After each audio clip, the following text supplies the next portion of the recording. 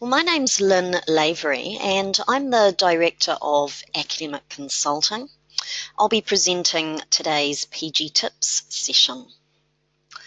The tea drinkers amongst you might know that PG Tips is a brand of tea, and my suggestion is that you grab a cuppa as I cover four main areas. We're talking about managing your time, managing your readings and information, managing your supervisor, and at the very end we'll talk briefly about managing your writing. Many of the tips today actually come from my own PhD research. I like working smarter, not harder. So my PhD looked at the best ways to teach postgraduate students how to manage themselves and their information. Some of the other tips this morning are from my own experience as a postgrad student, or things that we've learnt here at Academic Consulting through the work that we do with postgraduate students. Now, it would be lovely to get a feel for the group that is attending today, so I'm going to run a couple very quick polls. I'm not going to leave either one of these up for very long, just in the interest of getting through the content. But if you could indicate to me what type of thesis you're currently enrolled in or about to enroll in. And it might be that some of you are not currently enrolled or planning to. You might have attended today out of interest. So I'll just give you a chance to indicate that. Looks like at this stage, mostly doctoral students.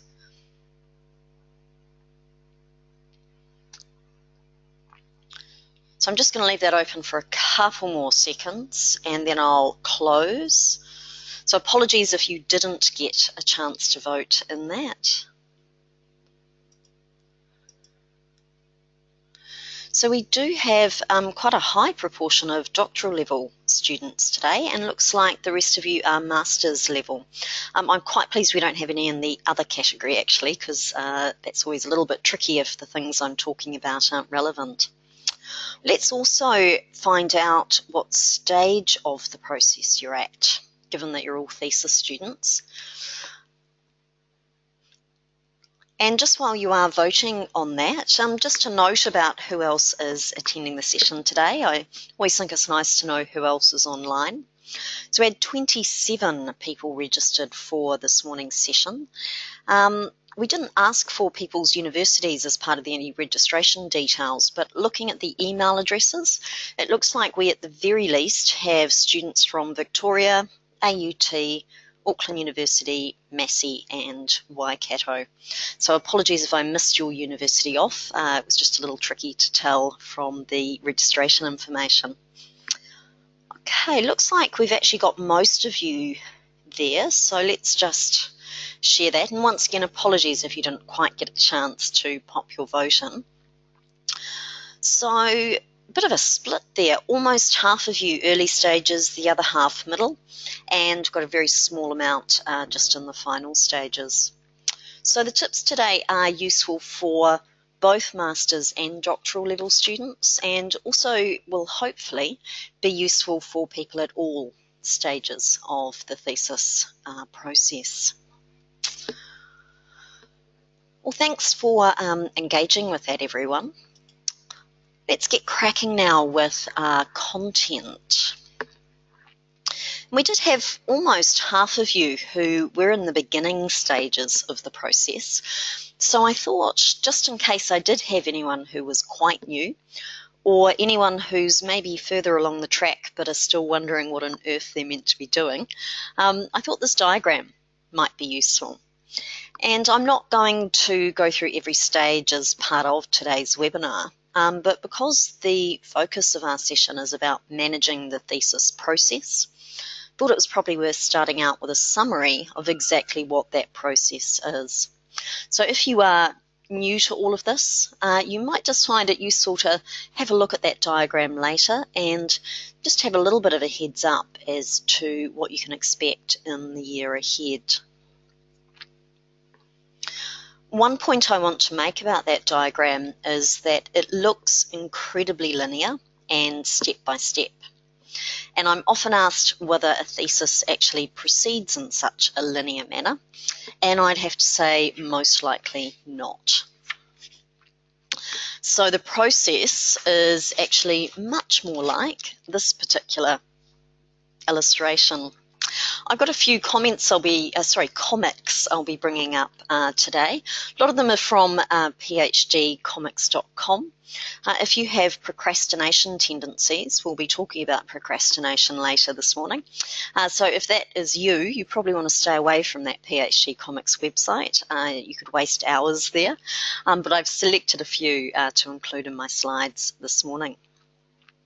So as you can see from that image, it is certainly not a linear, straightforward process.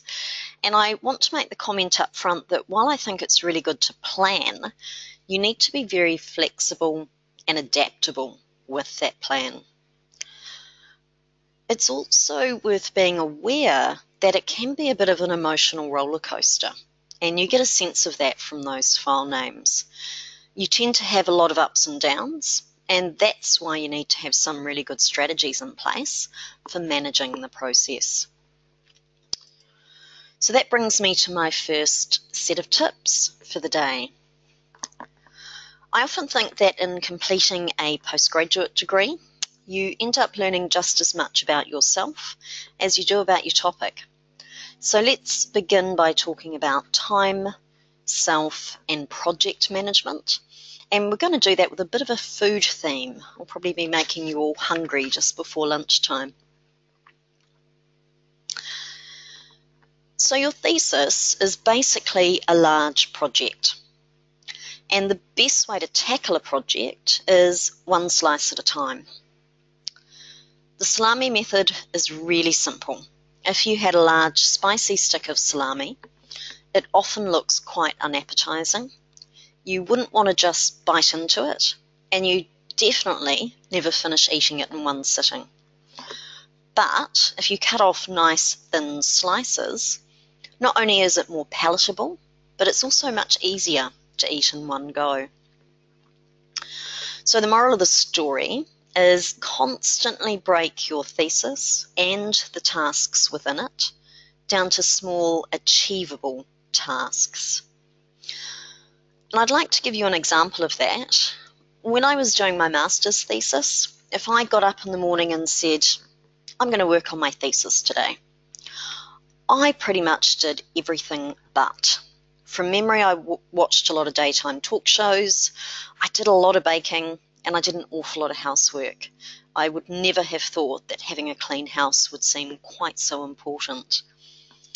But in contrast, if I got up in the morning and said, okay, I'm going to read those 2 articles, and then I'm going to write the subject section of my methodology, I'd usually have it done by lunchtime. Now that left the rest of my day to either make some more progress on my research or my thesis, or I could do something more enjoyable to reward myself. So once you've got these slices of salami, the smaller tasks, it's really important to prioritize them. And I know that thesis students have a tendency to get very caught up in low-level priority tasks when they really need to be getting on to the bigger things. Now, prioritizing can be done in a number of different ways. So you can see, for example, Wally in my Dilbert cartoon there talks about A, B, and C priorities. I use a system for top, middle, and bottom drawer. My top drawer stuff absolutely has to be done. Middle drawer stuff should really be done, but it's not the end of the world if it's not. And bottom drawer stuff can just stay there. They're my low priority tasks. Now, the reason I like that system is I'm quite a visual person, so I sort of picture the bottom drawer stuff eventually coming into middle and top drawer, and I find that really helpful. Someone recently asked me if I actually had a set of drawers that I put my tasks in, which I thought was quite amusing. So just to stress there, it's just a visual thing for me. So given that I don't keep track of my priorities with an actual set of drawers, how do I go about it? And the first thing I want to say here is I'm not a fan of project management software for something like a thesis. Research never goes to plan. Recruitment takes longer than you think, so does your ethics approval. If you're doing data collection with participants, things like interviews are constantly rescheduled. So the reality is if you're creating pretty Gantt charts for your planning and how long everything's going to take you, you're actually going to be spending more time redoing those than getting your actual research completed. I do think task management systems are important though. And there are 2 rules for task management systems. They need to be simple and they need to be single. So in other words, don't make it more complex than it needs to be and don't have multiple lists in different places. Now, when you're deciding about what system you'll use, it doesn't matter whether your system is pen and paper or electronic. I think what you need to do is find something that works for you and use it effectively. I've tried numerous systems over the years, including all of the options on your slide at the moment. At the moment, I am using something called Trello, and there is a URL for that at the end of my slides if you're interested in learning more about it. Trello is a project or task management application, and it's like having a massive wall of sticky post-it notes that you can constantly rearrange. And I particularly like that it easily allows me to move tasks around depending on their priority. And I can also add extra notes and information to each task, which can be really helpful when the project is a little bit more complex. Now, while I think it largely doesn't matter whether you use pen and paper or an electronic system, a good task list usually has a due date for each task. And an advantage of an electronic system is that it allows you to set reminders for those dates. Now, when you're deciding on a due date for a task, do keep in mind that tasks always take longer than you think. Good rule of thumb, this is what we do here at Academic Consulting. Estimate how long something will take you and then multiply it by 2 or 3. Now that's not an excuse to take 2 or 3 times longer. It's actually just a reflection that human beings are terrible at estimating their own time.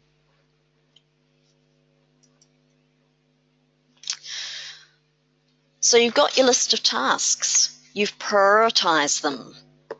Now you need to make time for them.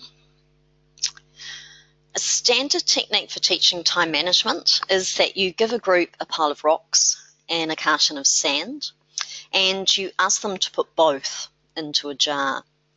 And the idea is that the rocks represent the high priority tasks and the sand is the low priority tasks.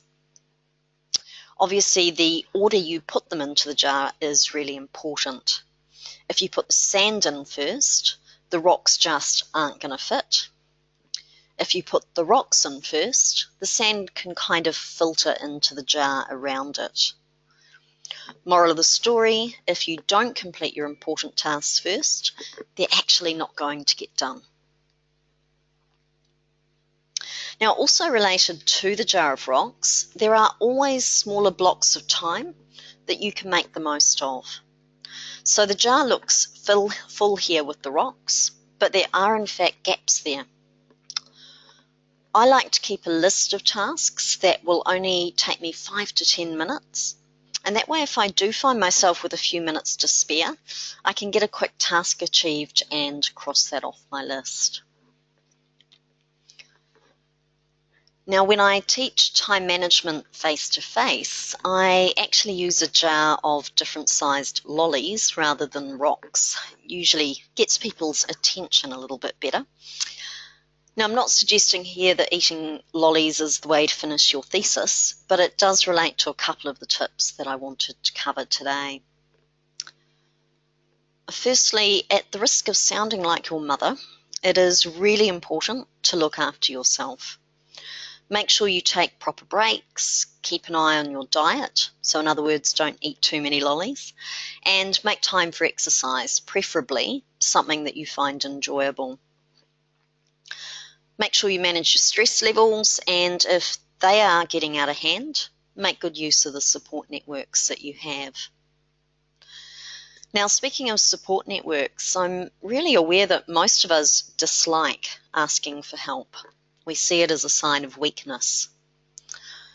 I mentioned earlier about my PhD research, and that was looking at the best ways to teach postgraduate students to be self-regulated and the impact that that had on their academic achievement.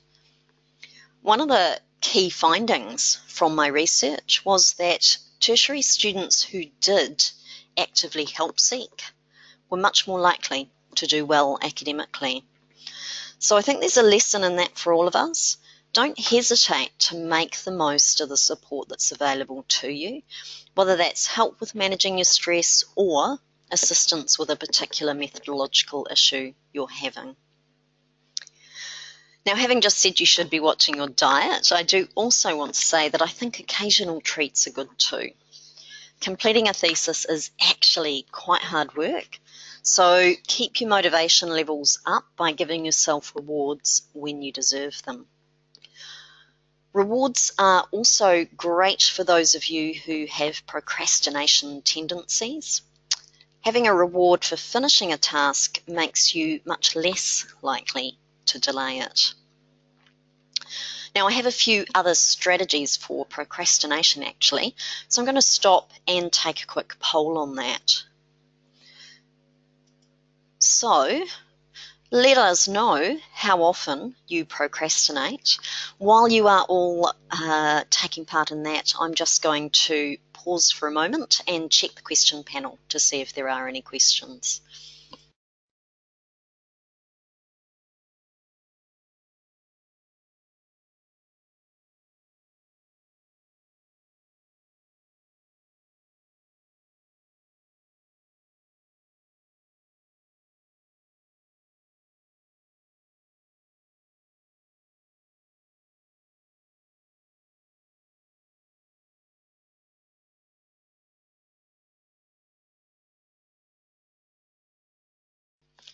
Well, it looks like some people may be procrastinating over participating in that poll. I might just close that and I'll just share it. That's interesting, actually. We have no one who doesn't engage in it at all. Almost 3/4 of you, though, only sometimes engage in it. I think that is a reflection of how busy life has got. We don't really have time to procrastinate these days. I think if I'd run that poll 10 years ago, I would have got very different answers. But it looks like everyone attending today at least sometimes procrastinates. So let's have a look at a couple of strategies to assist with that.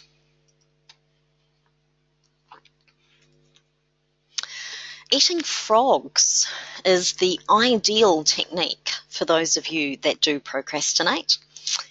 The idea is attributed to Mark Twain, and it's based on the idea that if you eat a live frog first thing each morning, you'll have the satisfaction of knowing that it's the worst thing you'll have to do all day. Your frog is your biggest and most important task.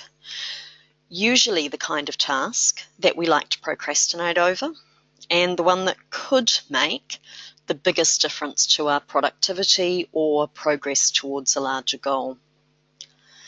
If you've planned and prioritized well, you will know exactly what your frog is for each day. Make sure that's the thing you tackle first. Now, another handy tip for procrastinators, but also just anyone who would like to manage their time better, is the Pomodoro technique.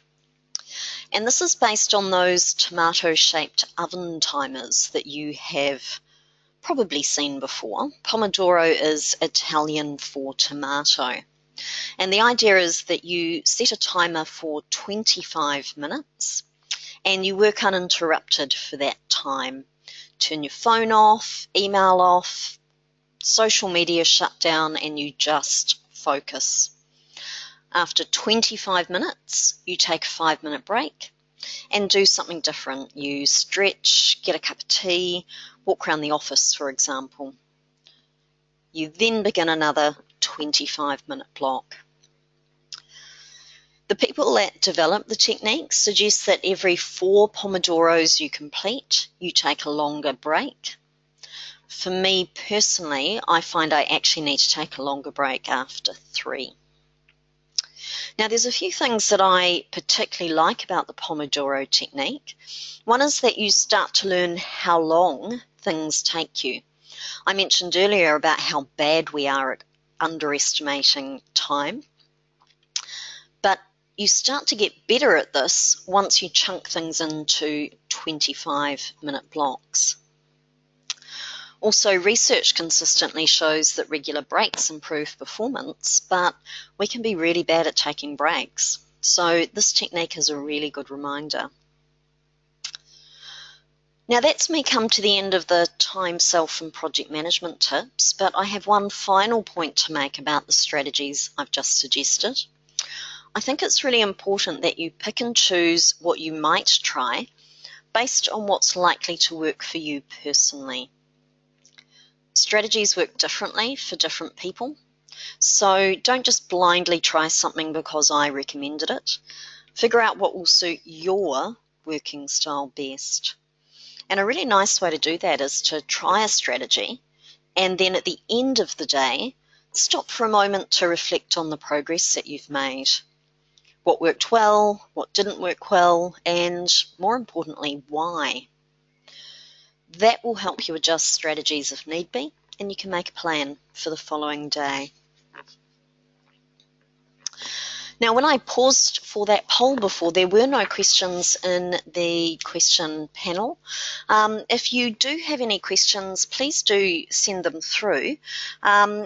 My hope is that possibly at the end of today I might have a little bit of time to take some questions. We'll see how we go though. So as I'm presenting this material, anything you'd like to comment on or ask, you're more than welcome to do so. Now I've seen all sorts of convoluted systems for taking notes and managing reading over the years, and I think the most important advice I can give you today is to be as engaged as you possibly can. A lot of people have a tendency to take what I call mindless notes, where they're basically just copying out word for word what another person has said. So I've got a few suggestions for note-taking to avoid this, and also a suggestion for active reading. So we'll start with reading, actually. And I wanted to briefly share with you the SQ3R technique, which is a way to be very engaged with your reading. The SQ3R stands for survey, question, read, recite, and review.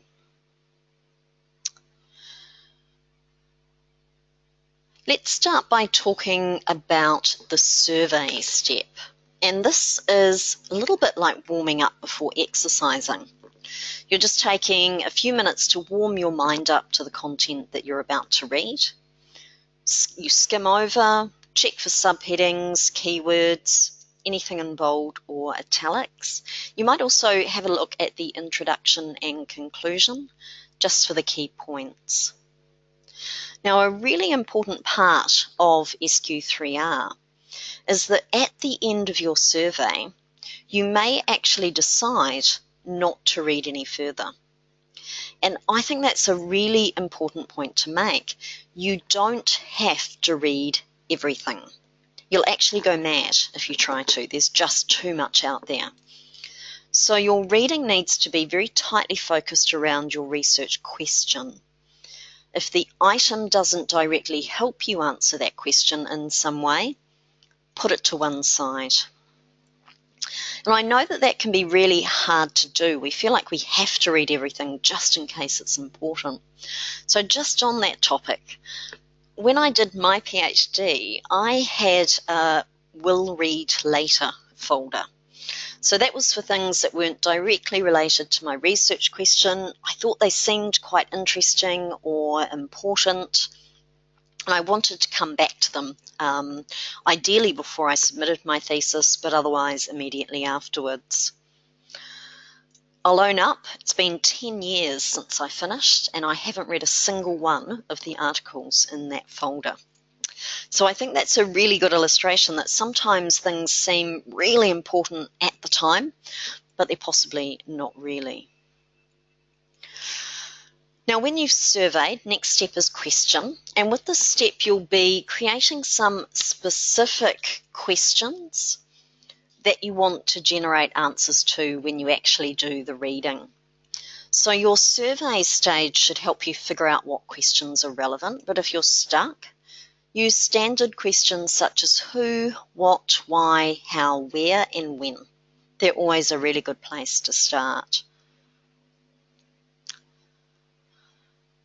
Next is the beginning of the 3 R's, read.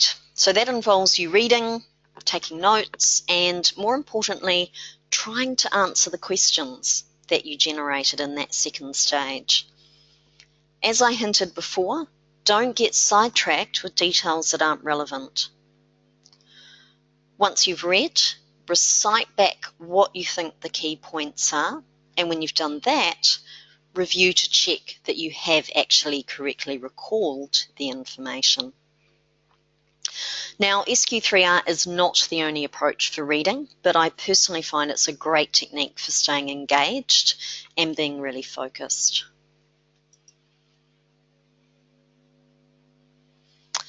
Now, I mentioned that as part of the SQ3R technique, you might like to take notes. And in terms of that, I think it's really important to know your own working style and the form of notes that will suit you best.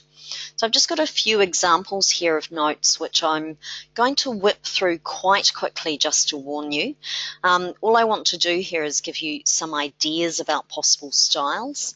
I won't be going into each type of note-taking in detail.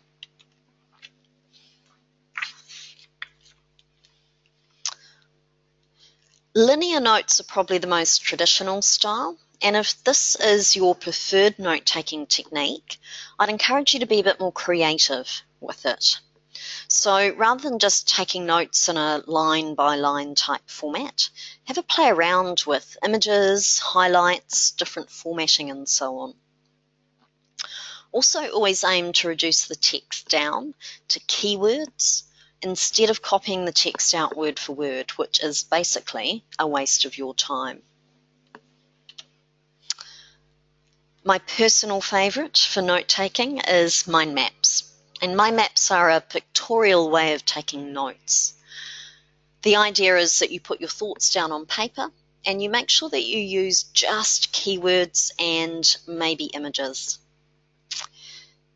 Everything is centered around a central concept. In the example you can see here, it's spinal conditions, and you can either create these mind maps with pen and paper, or there are software options as well, and I'll mention a couple of those shortly. Diagrams and charts don't suit every type of information, but they can sometimes be just a more interesting way to record the notes that you make, and can also help you stay engaged and focused on the material. So this is just a very simple example I've got here to give you a feel for how they may work. They say a picture paints 1,000 words, and I think that image is a really good illustration of that. If the information had been written in a text format, I think it would have been quite dense.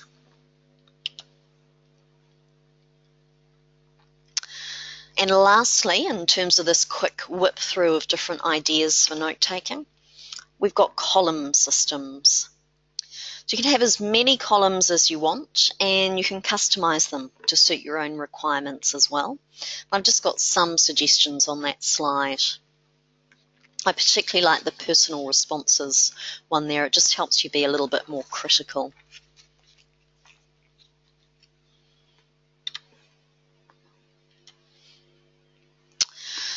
Well, as well as giving you some suggestions for different types of notes, I also wanted to provide some software recommendations. Probably wouldn't be a Lynn webinar without me giving you a few tips for software. Before I run through these though, just a note that you have a slide at the end of the presentation that has URLs for all of these applications. And the first group I wanted to mention is reference management software. The logos on my slide are for the four most common. If you haven't heard of reference management software before, it enables you to format in-text citations and generate reference lists at the end of your document. So it's pretty handy if you're writing something big like a thesis.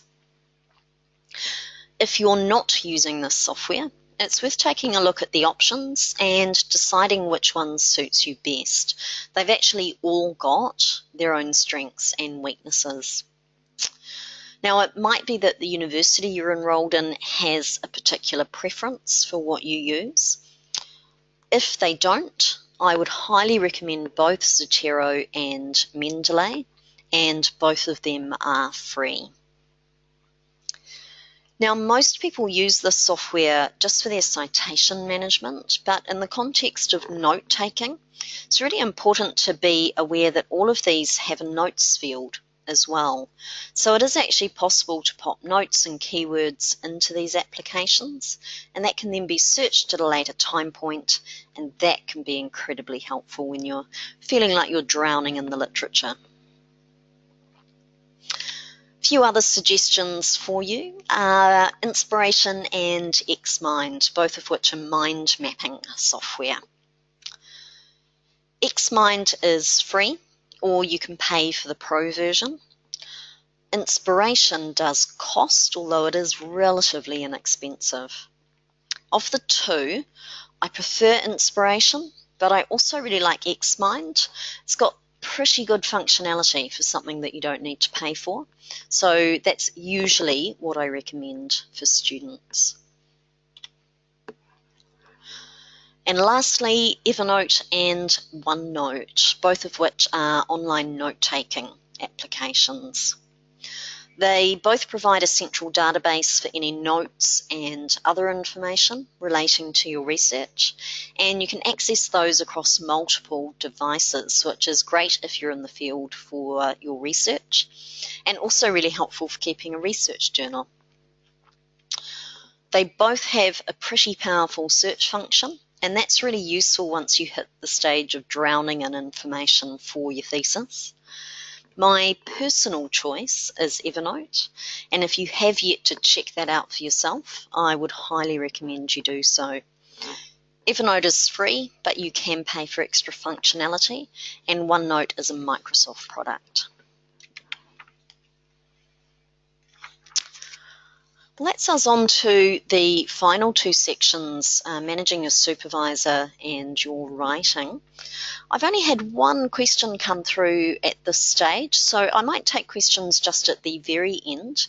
If you have any extra questions you'd like to add into the mix, do feel free to send those through.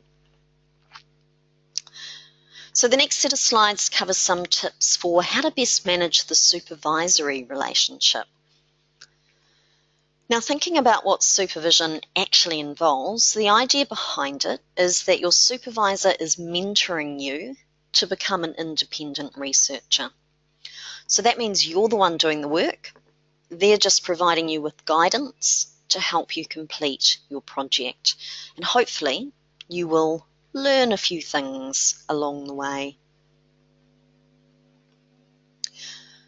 Now, a really good place to start with successfully managing the supervisory relationship is to have clear expectations from the outset. I've got some ideas on my slide as to what you might like to discuss. Now, I know some of you might be thinking, gosh, why would we need to just sort of discuss expectations? Shouldn't it be obvious? Just to give you an example of that, at the outset of my PhD, I sat down to discuss the things on the slide here with both of my supervisors, and I discovered that they thought I was going to take 3 years to complete. I thought I was going to take 6 because I was actually a part-time student. So you can imagine if we hadn't cleared that up at the outset, there would have been some pretty big misunderstandings about the progress that I was making. So for those of you that are at the beginning stages, take the time now to have a conversation about these sorts of issues. It doesn't need to be done in a formal manner. Even just having an informal chat can be useful. If you're a bit further down the track, just have a look at the list and think about whether there's anything that might still be useful to clarify. So if you are nearing the end of the process, for example, perhaps having a chat about feedback might be useful.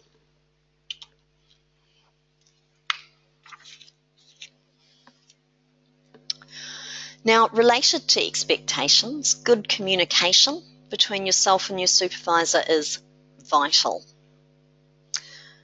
I'm going to give you a moment to just read the text on that slide.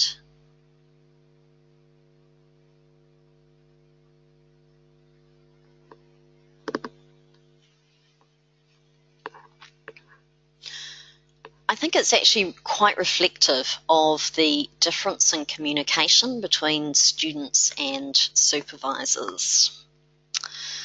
So when you're establishing those expectations on the previous slide, try to find out what means of communication your supervisor will prefer. Some people are phone people, others prefer email. And in terms of sending emails, I know one problem that students have is they fire an email off to their supervisor, and then they spend weeks, sometimes months, anxiously waiting on a response back from them. If you haven't heard back, be proactive.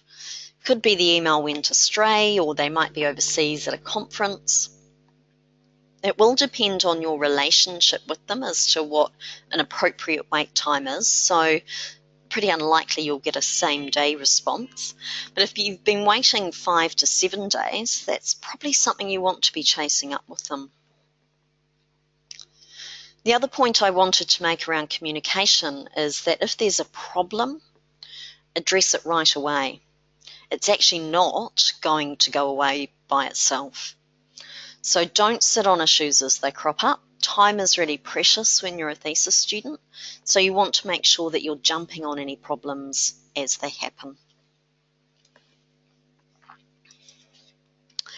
Let's talk about meetings and feedback. And there's been a couple great questions come in. So thanks, Elaine and Helen. I can see your questions there. I'm looking forward to answering those at the end. So part of their communication with your supervisor will be at meetings, and the contents of those will depend a lot on the preferences of your supervisor and also probably the stage of the process that you're at. In terms of what your meeting will involve, there's some ideas on that initial meeting agenda there, and hopefully, in terms of the meetings you're experiencing, you don't have that meeting reality on the right-hand side of the screen. I do like the idea of using meeting agendas and minutes. It helps keep meetings on track, and it helps keep both parties sort of on the same page and more easily remember what decisions were made. Supervisors are horrendously busy people, and so they often find it quite helpful to refer back to the minutes from the previous meeting before they meet you next. Now, one tip I have for meetings is if your supervisor suggests something that you perhaps don't agree with or you're unclear about, make a point of asking them about it. I do a lot of work with postgraduate students in relation to their data analysis, and I'll often say to them, well, why did you approach your data analysis that way? And sometimes their response is, my supervisor told me so. Now, given that you may be in a position where you have to defend the approach you took, and this is particularly relevant to the doctoral students today, my supervisor told me so is not a good answer to give an examiner. You actually need to understand what the reasoning is and make a real effort to learn more about the approaches that they're suggesting. Now, lastly, in terms of supervision, feedback. So you've poured your heart and soul into a piece of work, and it comes back covered with the dreaded red pen or track changes. Firstly, don't take it personally. Your supervisor is trying to help you, and more importantly, they actually know exactly what it's like to receive feedback themselves. So, it's not a case of cruelty. They're actually trying to be helpful. Secondly, make sure you act on it. It's really time-consuming to give feedback on a thesis, so I think it's really important that if they make a suggestion, you do incorporate that into your work. They're the ones that know what is required to cross the finish line, so if they've requested a change, it's probably a very good reason for it. Thirdly, warn your supervisor when you are going to send them work. There is nothing worse than them receiving a 400-page document out the blue and the person wants feedback the next day. As I said before, they're horrendously busy, so give them some advance notice so they can block time out in their schedule, and do give them a reasonable amount of time to get that feedback to you. As I've said, it's a really time-consuming process. It can be quite difficult as well because a lot of their students may well be submitting at the exact same time, and that's a lot of feedback. Now, in order to get some feedback, you actually need some writing. So we'll finish off with a few writing tips. And I've only got a single slide for this particular topic. Writing is quite discipline-specific, and I'm really conscious that everyone attending today is from different disciplines across various universities. So I've got some general advice that I'll very quickly run through before we take questions.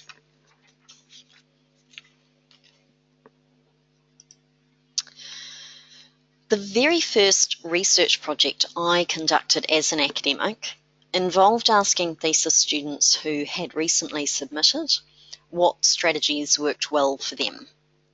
And one of the major themes from that research was the recommendation that you should write from day one and continue writing throughout. Now, ironically, I totally failed to follow that advice on my own PhD. I waited until the very end to write and ended up having massive writer's block. If you write from day one, you get into the habit or practice of writing, which makes it heaps easier when you're in the final stages, frantically trying to get the words down on the page. Now, one way to get into the habit of writing is something called free writing. And if that's not something you've heard of, it's basically just putting down anything on the page that comes to mind, sometimes called free or fast or process writing. Now, it might be absolute rubbish that you write down, but that's okay because free writing is just for you. It's not for your supervisors or examiners. So you might write things like, gosh, I really don't understand this concept. I'm not really sure what I'm writing about here, etc., etc. Beginning with complete nonsense like that is often just a starting point, and you'll often find that your ideas start becoming clearer as you write more.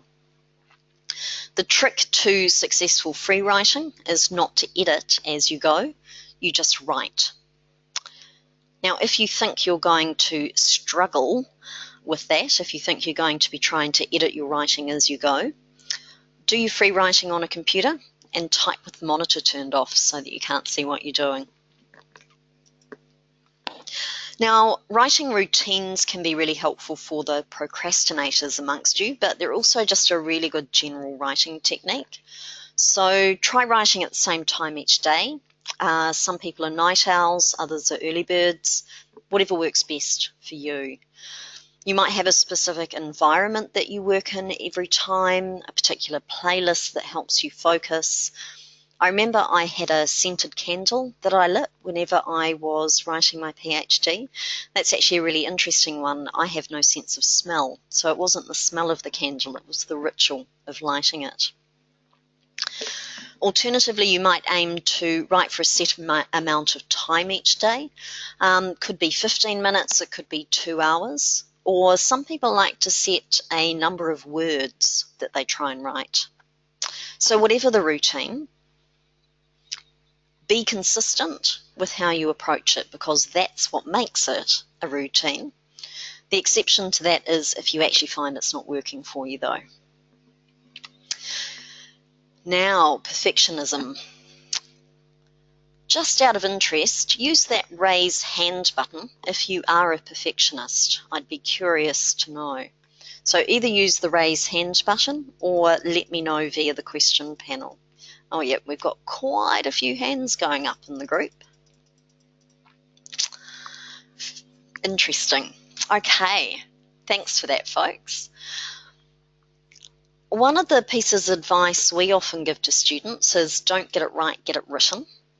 If you are trying to be a perfectionist on your drafts as you go through, it's actually going to be very, very difficult to get your writing completed. There is a time and place for everything, though, and towards the end of the process, being a perfectionist can actually be a good thing. Examiners hate inconsistencies. So make sure that things like capitalization, abbreviations, acronyms, formatting, all of those sorts of things need to be consistent throughout.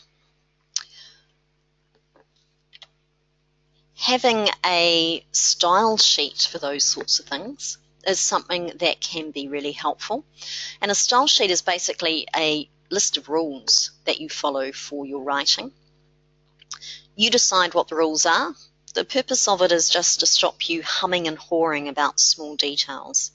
So your style sheet will have things like what words should be hyphenated, the capitalization of certain words if it might be ambiguous, perhaps even formatting of certain words if there could be some confusion whether or not they're italicized, for example.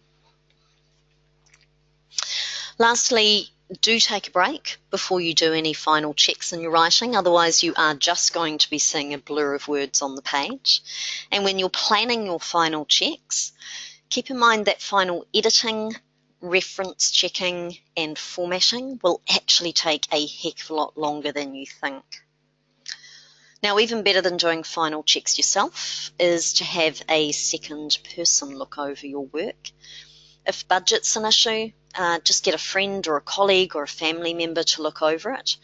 But ideally, you will want to be sending that out to someone that can professionally proofread and or format your document. And of course, don't forget that is something we can help you with at Academic Consulting.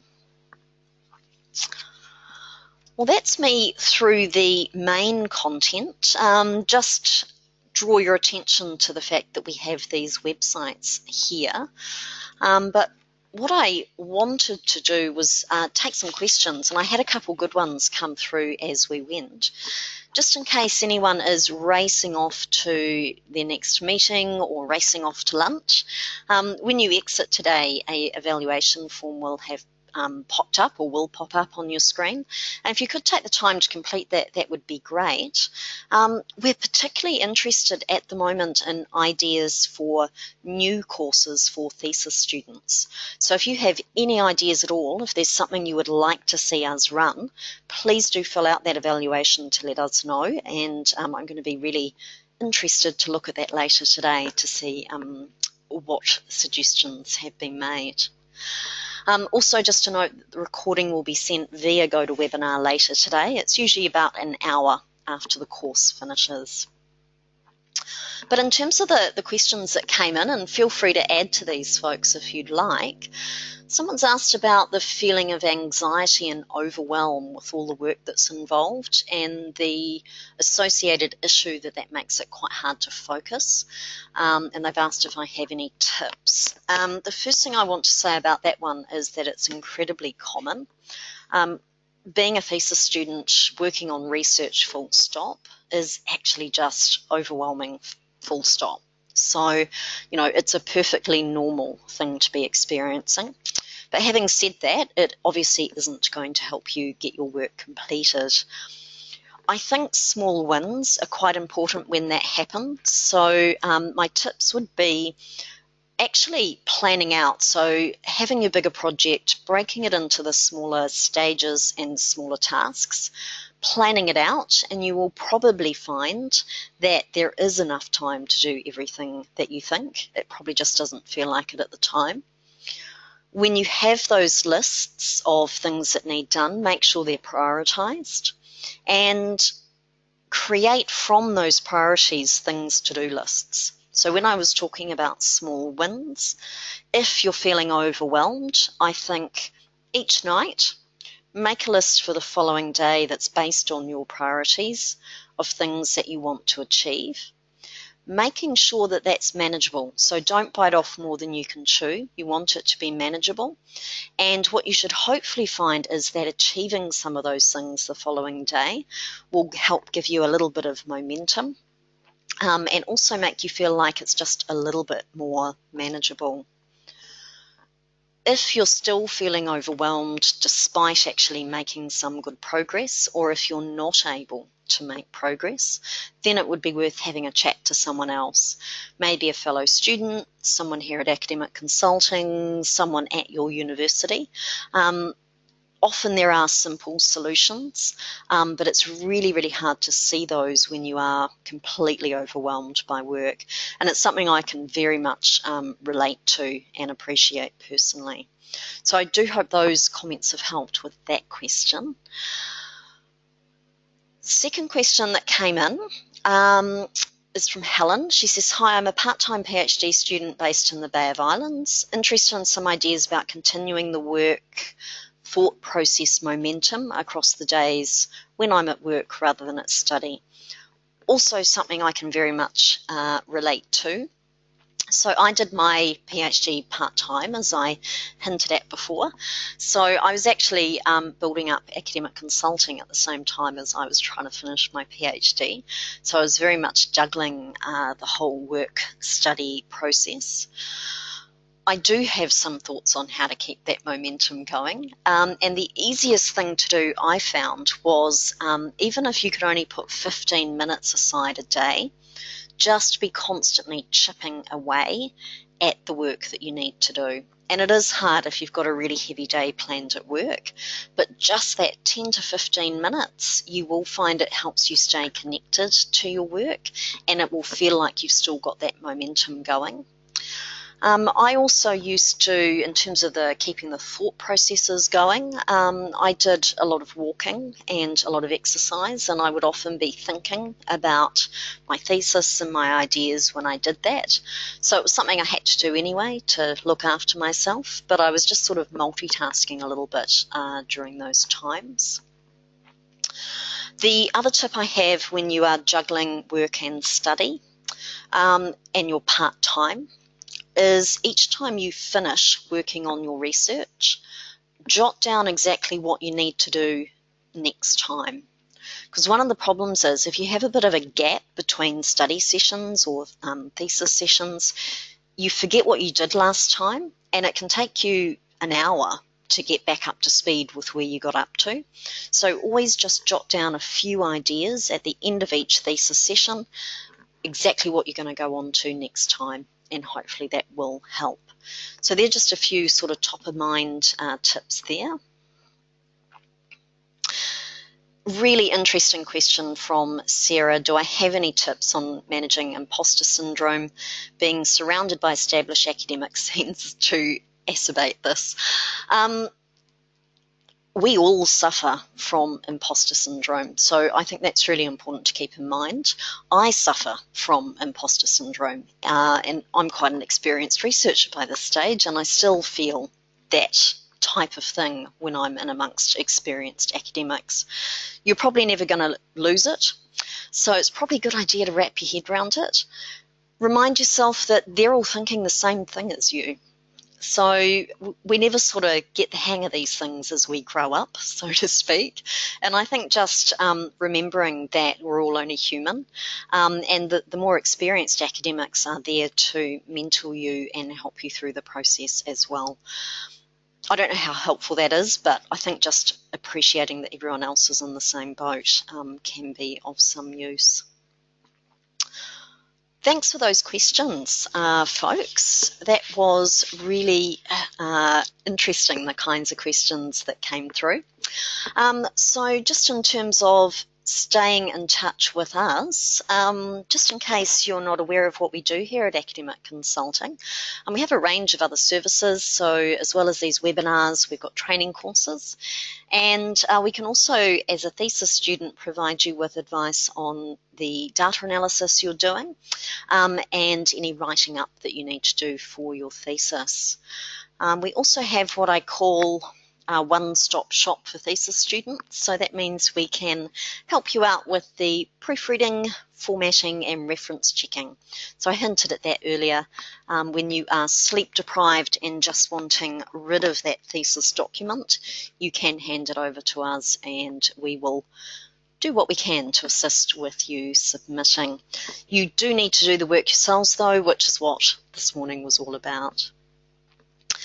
Thanks heaps for joining me this morning. I do hope you found those tips useful, and if you did, or you'd like to suggest any new courses for us, please do fill out that evaluation form.